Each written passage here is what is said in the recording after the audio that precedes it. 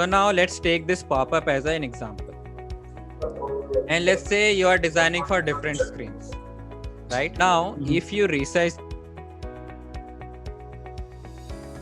yeah, so by default, it will be like this. Let me delete this guys for now. Yeah. So by default, what happens is whenever you are trying to enlarge a particular frame or any rectangle or anything, for example, this is for phone you have done, and let's design the same thing for desktop, in which you will want to increase the width of it, right?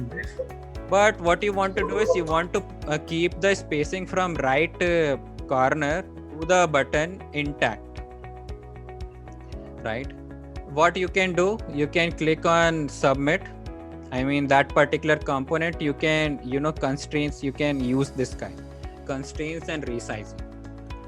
You can say align to right.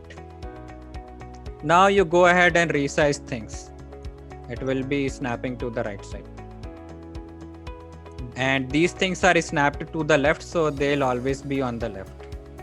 Same thing you can do top and bottom.